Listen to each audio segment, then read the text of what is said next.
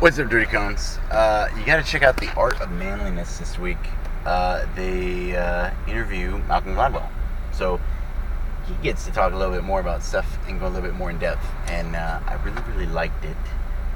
And I know, what's funny is for D, I forgot drown proofing.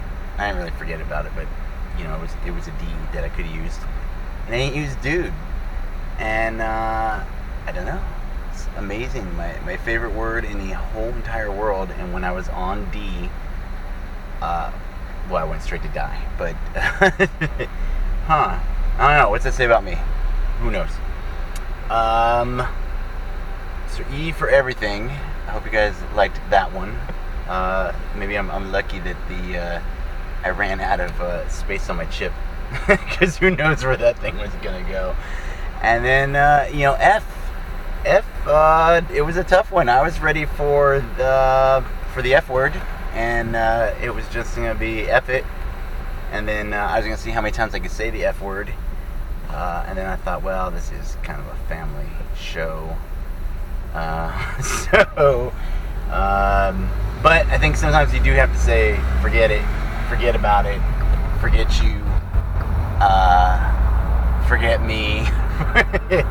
It's just like, sometimes you just gotta throw everything out the window and just go for it. So, but I chose to go with freedom.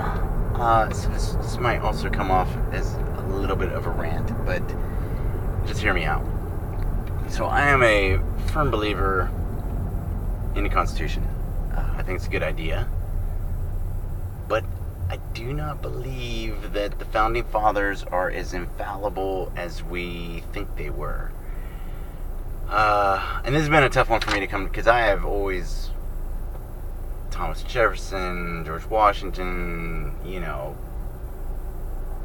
John Jay, Adams, these dudes were pretty smart guys, and they had some good ideas, and I like to believe that when they said all men are created equal, that they were talking about all of us. But the more I kind of look into it, I don't know what they were thinking. They had slaves. They did other things that were maybe not so righteous or good. And I'm in no way, nobody's perfect. Look at JFK. Everybody loves him as a president, but if you kind of look at him as a person, you're like, ooh. Doesn't take away from who he is. It just maybe doesn't let him be everything he could be. But then at the same time, nobody's perfect. I'm more flawed than the next guy, but there's somebody who's more flawed than me. Everybody's got their pros and cons, so but I've been thinking, and I am a firm believer in the Second Amendment. I think that we do have the right to own, bear arms, protect yourself. But there's a little thing called the preamble, and in the preamble it says in our Constitution that we are guaranteed the right to liberty, or life, liberty, and the pursuit of happiness. I've always kind of concentrated on the fact it never said you could have happiness, it said you could pursue it. So at least they were honest. But life and liberty, and I think that if somebody's rights take away another person's rights, haven't we always gone for it's the laws are there to protect the innocent and the people that can't protect themselves. And if some of our rights are stomping on other rights,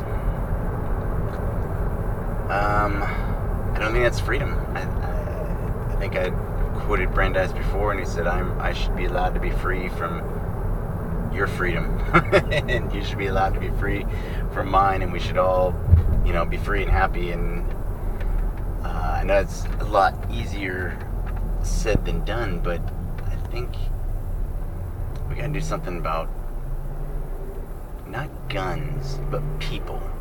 Whether it's educating people early, whether it's a gun class, whether it's somebody brought up the other day, they said, it was on a podcast I listened to, they were like, what if you brought a police officer into every classroom, say freshman year or something, and you show people, hey, this is how you handle a traffic stop. If you were being arrested, this is what you should do. These are things you never should do. You should never reach over, yes, officer, as it, no, you, yes sir, no sir, eye contact. If you can have all your stuff ready, even better. But